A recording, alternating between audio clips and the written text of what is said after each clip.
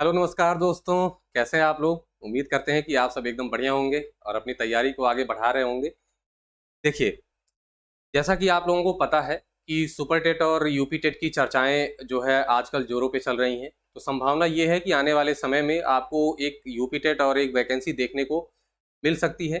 तो उसी के क्रम में आज हम लोग एक बेसिक क्लास शुरू करने जा रहे हैं जो कि आपके ईवीएस से रिलेटेड होगी, आपके पर्यावरण से रिलेटेड होगी। इसमें आपको वो चीजें मिलेंगी जो यूपी टीईटी और सुपर टीईटी में आपसे जीएस वाले पार्ट में चीजें पूछी जाती हैं। ठीक है, इसको शुरू करेंगे हम लोग कहाँ से? क्लास 4 से शुरू करेंगे हम लोग। कक्षा 4 से शुरू करके और हम लोग चलेंगे पूरा लास्ट तक। ठीक है, अभी कक्षा 4 का हम लोग शुरू कर रहे हैं। उसके बाद हम लोग देखेंगे कक्षा, एक मिनट, हाँ, उसके बाद हम लोग कक्षा 5 का भी चलेंगे, कक्षा 6 का भी चलेंगे और आज आपकी ये पार्ट 1 रहेगी। ठीक है, वीडियो आपको जैसी अच्छी लगेगी या जैसी भी लगेगी आप कमेंट बॉक्स में बताइएगा। आज की वीडियो थोड़ी सी छोटी इसलिए रखी जाएगी ताकि कम समय में आपको ज्यादा चीज दी जाए और आप उसका फीडबैक दे सकें। ठीक है, फिर ये क्लास कंटिन्यू आपको की जाएगी।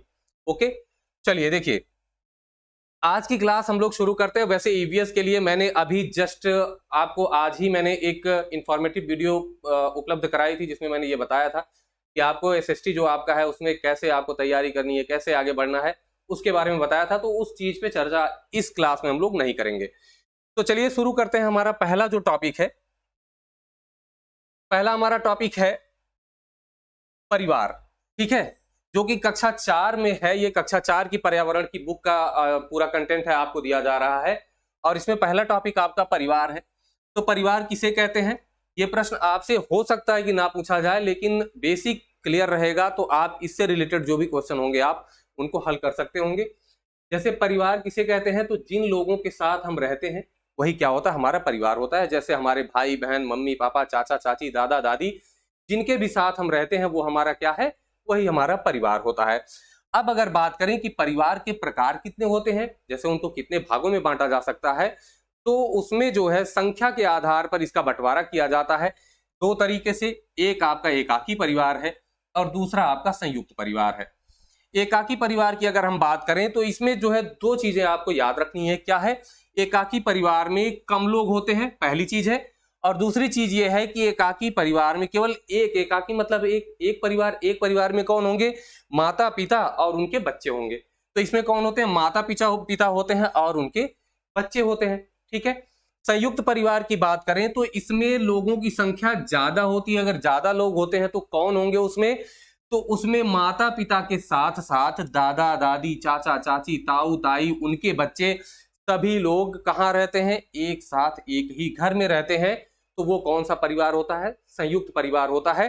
ये बिल्कुल बेसिक है। जैसे जैसे हम लोग अगली कक्षा में जाएंगे, अगर ये टॉपिक दोबारा आपको मिलता है तो उसमें थोड़ा सा चीजों को और बढ़ा के दिया जाएगा।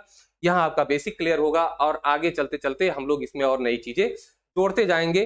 फिर सारी क्लास का कंटेंट एक बार तैयार करके हम मिक्स करके आपको मैराथन वीडियो उपलब्ध करा देंगे, जिससे कि आपकी तैयारी और भी अच्छी हो जाएगी। ठीक है, तो ये एकाकी परिवार और ये संयुक्त परिवार। अगर हम बात करें कि पहली पाठशाला क्या होती है, एक बच्चे की पहली पाठशाला क्या है, तो आपका उत्तर आएगा परिवार। और ये प्रश्न आपके सीडीपी में पूछा जा चुका है। ठीक है, और आपकी पहली शिक्षिका कौन होती है या पहला शिक्षक कौन होता है बच्चे का, तो पहला शिक्षक कौन होती है, माँ होती है। ये प्रश्न आपसे पूछे जा सकते हैं, बहुत ही बेसिक है लेकिन इंपॉर्टेंट। ठीक है, अगला जो हमारा टॉपिक है, आगे अगर हम बात करें तो चलिए, नेक्स्ट टॉपिक हमारा है स्थानीय पेशे और व्यवसाय। ठीक है, तो इसमें जो है बहुत कुछ ज्यादा कंटेंट नहीं दिया था, लेकिन थोड़ा सा हम देखते चलेंगे कि लकड़ी के कारीगर को क्या कहते हैं हम लोग, बढ़ई कहते हैं। उसके काम को क्या कहते हैं, बढ़ईगिरी कहते हैं। कपड़े के कारीगर को हम लोग क्या कहते हैं, तो दर्जी कहते हैं। हो सकता है कि इनके जो उपकरण जो ये प्रयोग में लाते हैं उससे आपको प्रश्न पूछ ले कि ये किसका है, ये कौन प्रयोग में लाता है। अगर ऐसा है तो आप जानते हैं का बढ़ई को क्या काम करता है, क्या क्या चीजें लेके, दर्जी क्या लेके करता है। ठीक है, जैसे सुई है, धागा है, सिलाई मशीन है, ये सब कैंची है, दर्जी प्रयोग में लाता है। खेती करने वाले कौन होते हैं, आप कहेंगे कि खेती करने वाले होते हैं किसान। ठीक है, इन्हीं को हम क्या कहते हैं, कृषक भी कहते हैं और जो है इन्हें हम कहते हैं खेतीहर भी कहते हैं। ठीक है, तो ये है आपके किसान। और किसान का कार्य क्या होता है कि ये अन्नदाता होते हैं, मतलब ये अन्न जो है पैदा करते हैं, इसीलिए इन्हें अन्नदाता भी कहा जाता है। राजगीर, राजगीर इसलिए यहां पर आपको पढ़ लेना है कि राजगीर ज्यादातर लोग मिस्त्री मिस्त्री कहते हैं जो घर बनाते हैं उनको, लेकिन इनको हम किस नाम से जानते हैं?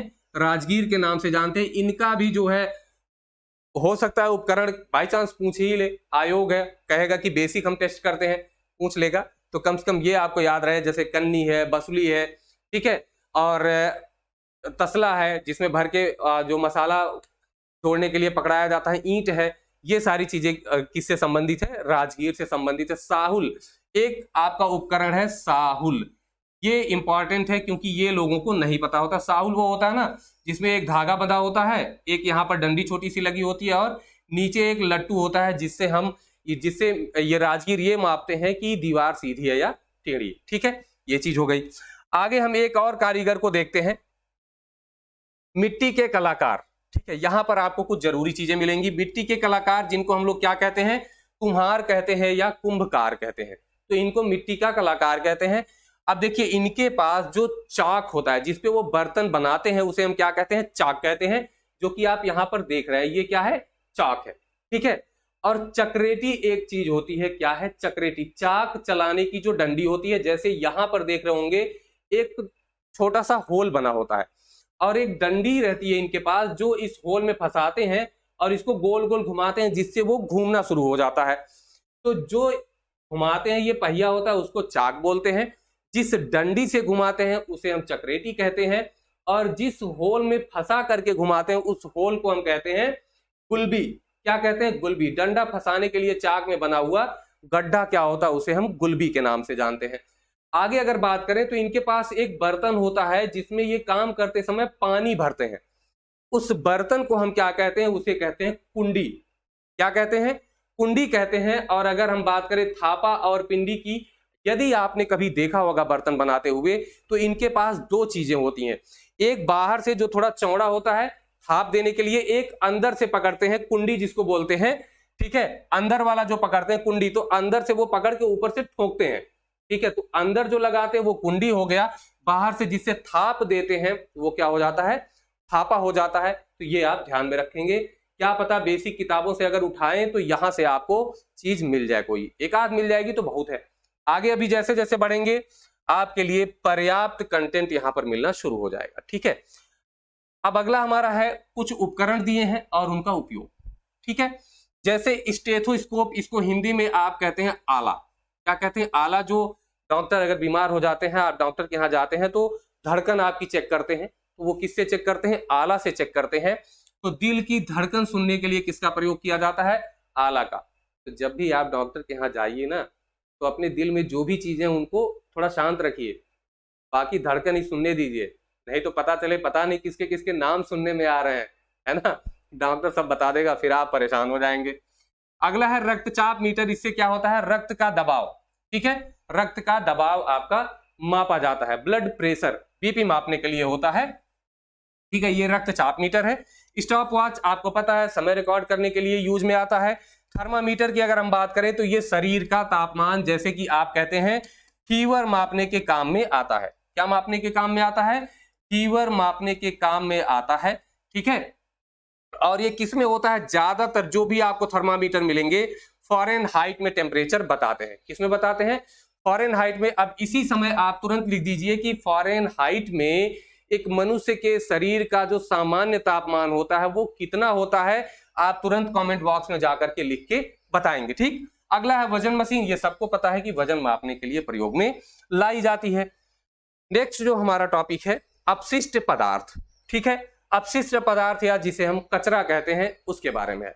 तो अपशिष्ट पदार्थ क्या है? जो दैनिक जीवन में विभिन्न कार्यों के दौरान अनुपयोगी पदार्थ बचते हैं, उन्हें हम कचरा या अपशिष्ट पदार्थ कहते हैं। अब कचरा जब घर से निकलता है तो उसका प्रबंधन भी क्या होता है? जरूरी हो जाता है। प्रबंधन का मतलब होता है कि उनका निपटान करना। ठीक है, तो निपटान करने को हम क्या कहते हैं? कचरा प्रबंधन कहते हैं। कचरा कहाँ से निकलता है? जैसे हम मार्केट गए, वहां से पन्नी लेकर के आए, सब्जी ले आए, पन्नी में मिल गया, तो एक तो पन्नी हो गई।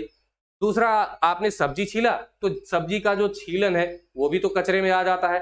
गमला आपके पास रखा है, उसकी बाल्टी टूट गई, वो भी कचरा हो गया। या आपके पास डस्टबिन रखा है वो टूट गया तो वो भी कचरा हो गया, बाल्टी टूट गई तो कचरा हो गया, तो ये चीजें आपके कचरे में आती हैं। ठीक है, तो कचरे का उचित निस्तारण करने के लिए, ठीक है, कैसे निस्तारण करेंगे इसके बारे में हम लोग देखते हैं। तो कचरा कचरा जो निकलता है वो दो तरीके का है, एक सड़ने योग्य होता है और एक ऐसा कचरा है जो सड़ने योग्य नहीं होता है। अब जो सड़ने योग्य होता है उसको हम क्या करते हैं, उसको कहीं ऐसी जगह पे रखते हैं जहां वो सड़ जाता है और उसकी क्या बन जाती है, खाद बन जाती है, और वो प्रयोग करते हैं हम लोग खेतों में। ठीक है, तो पहला जो सड़ने योग्य होता है उसका खाद बना करके उसको खेत में प्रयोग कर लिया जाता है। अब खेत में प्रयोग करने के लिए देखिए तमाम सारी चीजें आती हैं, जैसे खेत में जो बोई जाती हैं, क्या क्या है, सनई है, ढैंचा है। अगर आप जानते हो सनई और ढैंचा, ये खेत में धान की खेती से पहले उगाया जाता है और उसके बाद जब धान की खेती लगाने वाली होती है तो वो पेड़ बड़े हो जाते हैं, बड़े हो जाते हैं तो उनको उसी खेत में जुताई कर दी जाती है, उसमें पानी भर दिया जाता है, 2-4 दिनों के लिए छोड़ दिया जाता है सड़ने के लिए, और ये कौन सी खाद बन जाती है, जैविक खाद बन जाते हैं। ऐसे ही हमारे पास खाद होती है, जैसे गोबर की खाद होती है, वो भी जो है क्या है, वो भी खाद हो जाती है। ठीक है, जैविक खाद में आ जाती है। कंपोस्ट, जैसे गड्ढा खोद के उसमें हम खाद भर देते हैं, गोबर भर देते हैं, फिर क्या करते हैं, सड़ने के लिए छोड़ देते हैं, तो कंपोस्टिंग के दौर प्रक्रिया से वो खाद बनती है। दूसरा जो कचरा है जो सड़ने योग्य नहीं होता है, उसके प्रबंधन के लिए एक फॉर्मूला है 4R। हमने ये जो है टॉपिक इसलिए लिया है क्योंकि ये 4R जो है ये आपका बहुत जरूरी है। 4R मतलब 4R। चारों R कौन कौन से हैं, एक है रिड्यूस मतलब कम करना, एक है रिफ्यूज मतलब मना करना, एक है रीयूज मतलब पुनः प्रयोग करना, और एक है रिसाइकल पुनः चक्रण। पहला क्या है आपका, पहला है रिड्यूस मतलब कम करना, मतलब ऐसी चीजें जो सड़ती नहीं है, ठीक है, और कचरे के रूप में बाहर निकलती हैं, उनका प्रयोग कम कर देना है। कम कर देना कैसे है, मतलब कि ऐसी चीजें जैसे पन्नी है और भी चीजें जो सड़ती नहीं है उनका प्रयोग आप एकदम कम कर दीजिए। पहला निपटान का तरीका ये हो गया। दूसरा है रिफ्यूज मतलब मना कर देना। जैसे आप सब्जी लेने गए दुकानदार के यहाँ और आपके पास ढेर सारी सब्जी हो गई, हर सब्जी एक एक पन्नी में करके आपको दे रहा है, तो आप क्या करेंगे कि भैया एक ही पन्नी में सारी सब्जी डाल दो, ठीक है, तो हम जाके घर पे अलग कर लेंगे। आप पन्नी भी ना लीजिए, आप अपना झोला लेके जाइए। तो क्या करना है, मना करना। तीसरी चीज है रीयूज, मतलब कुछ चीजें ऐसी हैं जिनको पुनः प्रयोग में ला सकते हैं। मान लीजिए आपने पॉलीथीन ले लिया, अब क्या करिए, उस पॉलीथीन को रखे रहिए, दोबारा सब्जी लेने जाइए तो लेके जाइए, है ना, तो रीयूज में आता है। जैसे मान लीजिए आपका डस्टबिन टूट गया, और डस्टबिन टूट गया, आप क्या करेंगे, फेंक देंगे। बाल्टी टूट गई, फेंक देंगे, नहीं, उसको आप थोड़ा सा कट करके क्या बना सकते हैं, गमला बना सकते हैं। कोल्ड ड्रिंक की बोतल आपके पास है, उसको कट करके उसको भी गमले के तरीके से आप प्रयोग में ला सकते हैं। तो ये होता है रीयूज और रिसाइकल। कुछ कचरे ऐसे होते हैं जिनको रिसाइकल किया जा सकता है, जैसे जो आपके यहाँ रद्दी पेपर निकलता है, कॉपियां रद्दी निकलती हैं, ये कैसे होते हैं, ये रीयूज करने में आते हैं, मतलब इनका पुनः प्रयोग किया जा सकता है। तो 4R आपको याद करना है, क्या है, रिड्यूस, रिफ्यूज, रीयूज और रिसाइकल। ठीक है, तो ये चीज आपको ध्यान में रखनी है। चलिए, इस कचरा प्रबंधन के बारे में अगली क्लास में हम और अच्छे से पढ़ने वाले हैं। नेक्स्ट हमारा टॉपिक है संतुलित आहार। ठीक है, संतुलित आहार क्या है, तो देखिए वह भोजन जिसमें ऊर्जा देने वाले पदार्थ, शरीर की वृद्धि करने वाले पदार्थ, रोगों से सुरक्षा एवं शरीर को प्रतिरोधक क्षमता प्रदान करने वाले पदार्थ संतुलित मात्रा में हो। मतलब ये ना हो कि कोई एक चीज बहुत ज्यादा हो गई और कोई एक चीज कम हो गई, ऐसा ना हो, सबकी जितनी मात्रा आपको चाहिए उतनी ही मात्रा होनी चाहिए। जैसे प्रोटीन एक व्यक्ति को 50 से 70 ग्राम के बीच में चाहिए होती है, ठीक है। अब मान के चलिए कि आपके भोजन में किसी दिन 30 ग्राम प्रोटीन तो किसी दिन 90 ग्राम प्रोटीन, तो ये क्या होगा, ये भोजन संतुलित नहीं होगा। समझ रहे हैं आप, तो ये भोजन आपका संतुलित नहीं होगा। मतलब एक निश्चित मात्रा में होनी चाहिए, उसी को हम क्या कहते हैं, संतुलित आहार कहते हैं। और भोजन से ही हमें क्या मिलता है, ऊर्जा मिलती है, ये आप सभी लोग जानते हैं। और पौधे जो है मेन मुख्य उत्पादक हैं, उनके अलावा कोई और उत्पादक है नहीं। हम जो भी चीजें खाते हैं वो किसी ना किसी तरीके से पौधे से ही जुड़ी होती हैं, ठीक है। तो उत्पादक केवल एक ही है, कौन है, पौधे हैं। अब यहां पर देखिए ऊर्जा हमें भोजन से मिलती है और दूध जो है एक संपूर्ण आहार है, ये भी आप ध्यान में रखेंगे कि दूध क्या है, दूध में सारी चीजें आपको क्या क्या मिलती हैं, आपको प्रोटीन, विटामिन, खनिज लवण, कार्बोहाइड्रेट, वसा सब आपको मिलता है उसमें, ठीक है, तो ये आप ध्यान में रखेंगे। अब बात करें कि संतुलित आहार में कौन कौन सी चीजें होनी चाहिए, ये हम कक्षा 4 के जो बेस पे आगे बढ़ रहे हैं। ठीक है, कक्षा 4 के बेस पे आगे बढ़ रहे हैं, फिर भी इसमें ऐसी ऐसी चीजें दी गई हैं जो आपको समझनी चाहिए, आपको पता होनी चाहिए। संतुलित आहार का पहला अवयव है प्रोटीन। ठीक है, क्या है? प्रोटीन। अब अगर मैं पूछूं कि भैया बताओ प्रोटीन की इकाई क्या है, ये आप लोग बताइएगा। प्रोटीन की इकाई क्या है ये आप बताएंगे। ठीक है, प्रोटीन का कार्य क्या होता है कि ये शरीर की वृद्धि में क्या होते हैं? सहायक होते हैं। मतलब कि जो अंगों का विकास होता है, बढ़ते हैं अंग, वो किसके कारण बढ़ते हैं? ये बढ़ते हैं प्रोटीन के कारण। ठीक, आगे अगर हम बात करें कि विटामिन एवं खनिज लवण, तो विटामिन जो आप पढ़ते हैं ए बी डी ई के, ये सब आप जो पढ़ते हैं, सी पढ़ते हैं, ये आप क्या है? ये विटामिन है। इनका काम है रोगों से रक्षा और शरीर की प्रतिरोधक क्षमता को बढ़ाना होता है। ठीक है, क्या होता है? प्रतिरोधक क्षमता को बढ़ाना। आप कहेंगे कि खनिज लवण क्या है? तो खनिज लवण ये होते हैं, जैसे आयरन होता है, ये खनिज लवण में आता है। ठीक है, आपका फास्फोरस होता है, ये खनिज लवण में आता है। अब आयरन की कमी अगर शरीर में हो जाए तो कौन सा रोग हो जाता है? एनीमिया हो जाता है, जिसे हम अरक्तता कहते हैं। ऐसे ही खनिज लवण तमाम है जो हम अगली नेक्स्ट कक्षा में पढ़ने वाले हैं और बेहतर तरीके से पढ़ने वाले हैं। ठीक है, तो आज हम लोग केवल बेसिक कवर करेंगे। ठीक, तो ये चीजें होती हैं जो आपके शरीर में जरूरी होती हैं। तो सबसे पहला काम आपका है प्रोटीन शरीर की वृद्धि करता है। विटामिन क्या करते हैं? रोग प्रतिरोधक क्षमता को बढ़ाते हैं। आगे अगर हम बात करें कार्बोहाइड्रेट और वसा, ये दोनों जो है ये हमारी शरीर को क्या करते हैं? ऊर्जा प्रदान करते हैं। क्या करते हैं भैया? शरीर को ऊर्जा प्रदान करते हैं। हालांकि प्रोटीन में भी थोड़ी बहुत ऊर्जा मिलती है, लेकिन जो ऊर्जा का मुख्य स्रोत आपका है वो कार्बोहाइड्रेट और वसा है, वही ऊर्जा का आपका मुख्य स्रोत है। अब आप एक प्रश्न बनता है कि सबसे ज्यादा 1 ग्राम में सबसे ज्यादा ऊर्जा किसमें मिलती है? तो देखिए, सबसे ज्यादा ऊर्जा की बात करें अगर हम दोनों में मिला के करें, तो जो वसा होती है इसमें आपको 9 कैलोरी ऊर्जा मिलती है।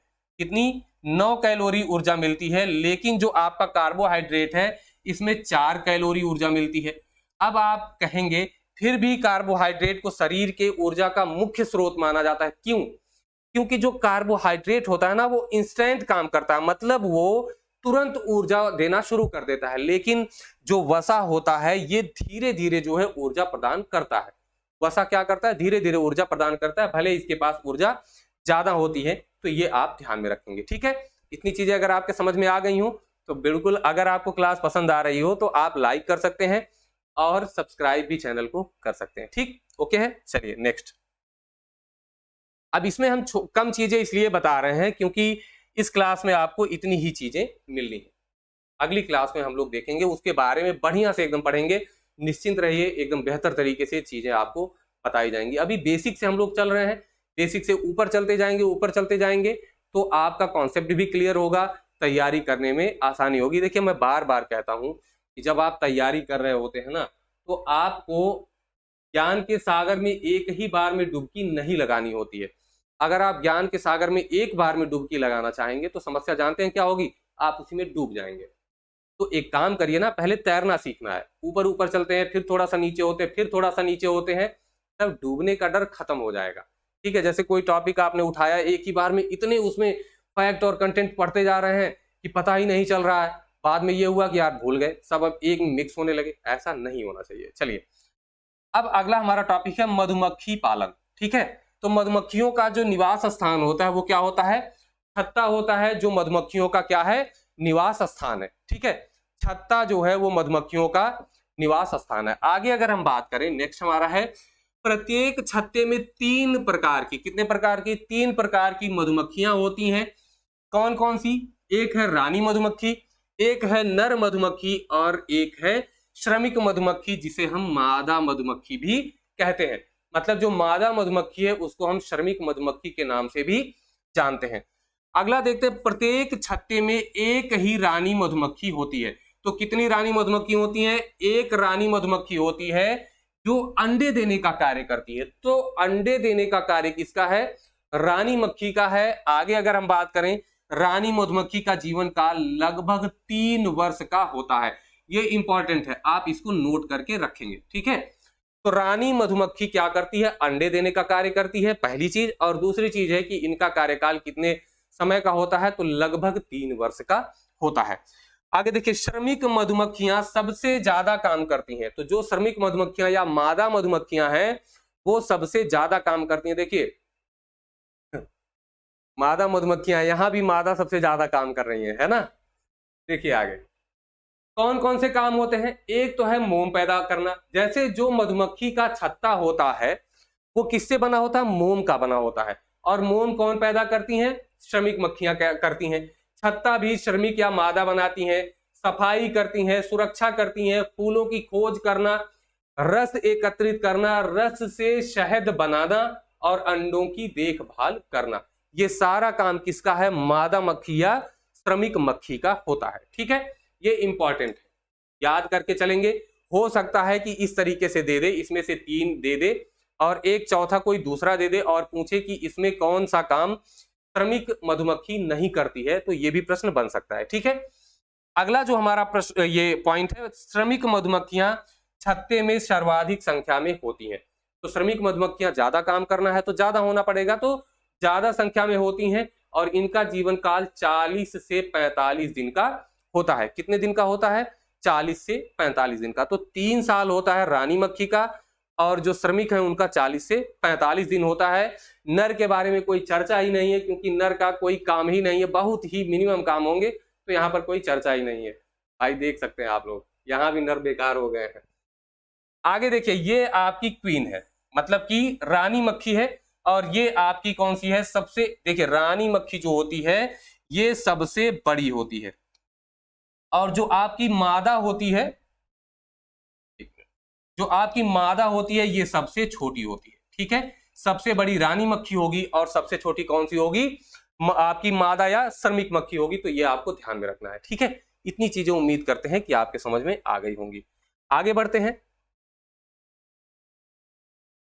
आगे देखते हैं। तो जो मादा मधुमक्खियां होती हैं वही डंक मारने का काम करती हैं, समझ रहे हैं। जो मादा मधुमक्खियां होती हैं वही डंक मारने का कार्य करती हैं और इनके डंक में कौन सा अम्ल होता है, फॉर्मिक एसिड होता है। प्रश्न पूछा जा चुका है। तो इनके डंक में कौन सा अम्ल होता है, फॉर्मिक एसिड होता है। और ये जब कोई चींटी काटती है, ठीक है, चींटी काटती है तो उसमें भी यही फॉर्मिक एसिड होता है। चींटी के डंक में भी कौन सा अम्ल होता है, फॉर्मिक अम्ल होता है। तो ये भी आपको ध्यान में रखना है, ठीक है। ये देखिए कुछ पॉइंट्स ऐसे होते हैं जो कक्षा 4 की किताब में नहीं है, लेकिन हम आपको ऐड करके देते हैं ताकि जब भी आप पढ़ें तो कुछ ऐसी चीजें आपको मिलती जाए जो याद होती जाए बराबर, ठीक है।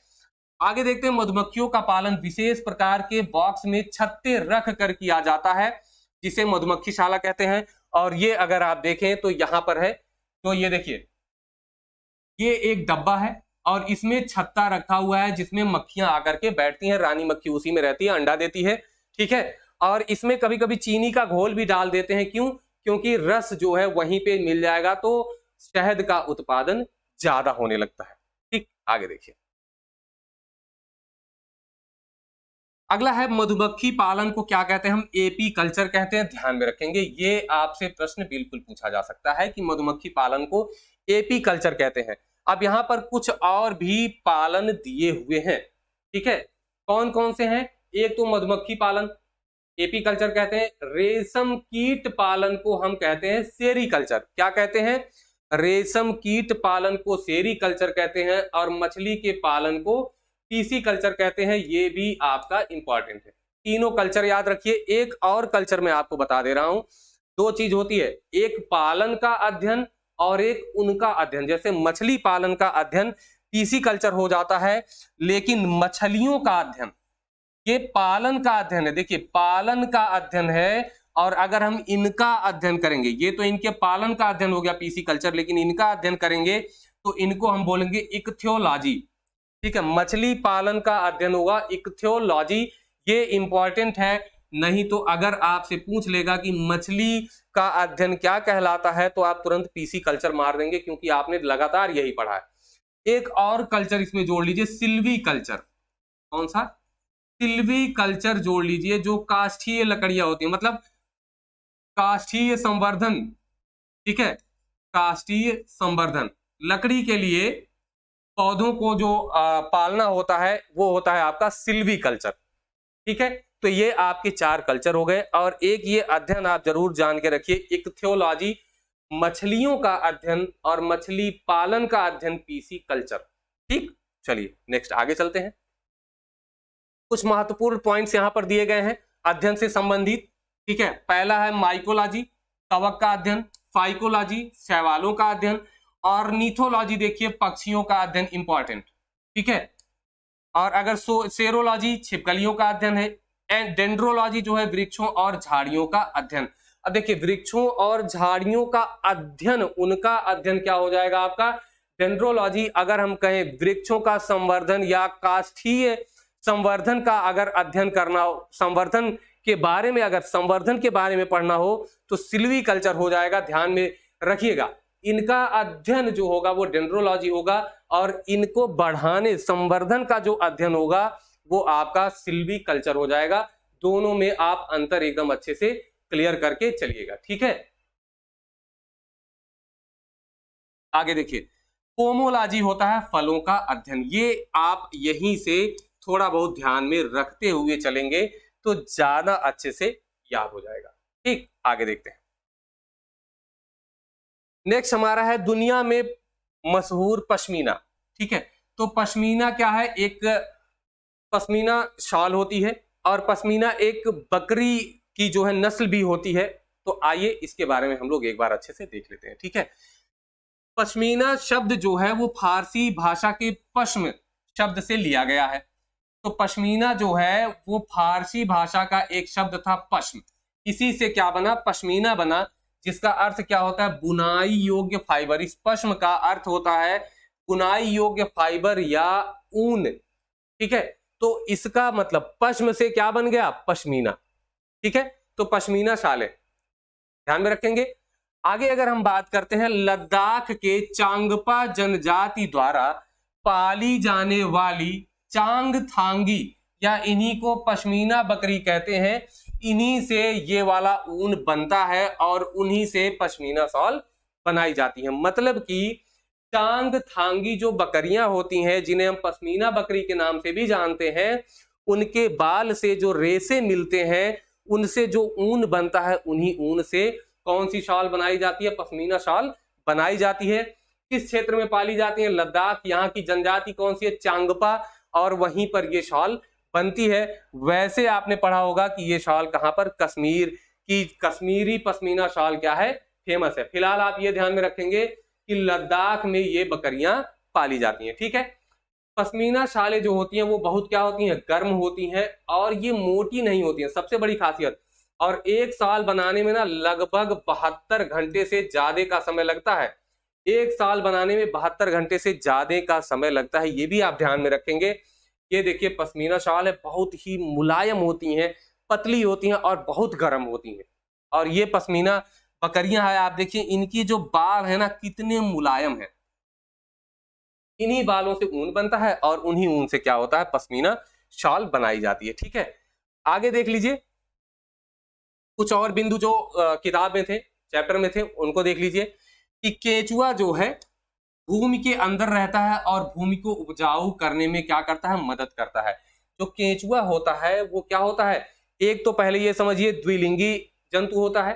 क्या है, द्विलिंगी जंतु होता है, और ये भूमि के अंदर रहता है, उसको चालता रहता है, चाल के क्या करता है उपजाऊ बना देता है। इसीलिए इसे क्या कहते हैं किसान का मित्र कहते हैं। ये प्रश्न पूछा जा चुका है और कक्षा 4 की किताब में है। देखिए किसान का मित्र कहते हैं किसे केंचुआ को।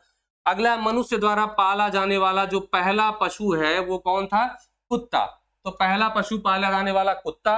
और अगर बात करें हजारों वर्ष पूर्व कबूतरों का प्रयोग किसमें किया जाता था संदेश वाहक के रूप में किया जाता था। कबूतर जा जा जा है ना चिट्ठी लेके। तो ये आप फोटो भी देख सकते हैं कि कबूतर से चिट्ठी भिजवाई जा रही है और मंगवाई जा रही है।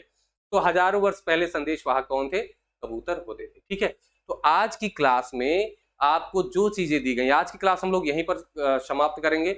आप बताइएगा कि ये क्लास आपको कैसी लगी। अगर आपको क्लास अच्छी लगी होगी तो जाहिर सी बात है इसका अगला वाला पार्ट भी आपको प्रोवाइड कराया जाएगा और बेहतर तरीके से कराया जाएगा। ठीक है, तो उम्मीद करते हैं कि आपको क्लास पसंद आई होगी। अब अगर पसंद आई हो तो आप लाइक और सब्सक्राइब कर दीजिएगा। चलिए फिर मिलेंगे ऐसी बेहतरीन नेक्स्ट क्लास में, तब तक के लिए नमस्कार, धन्यवाद।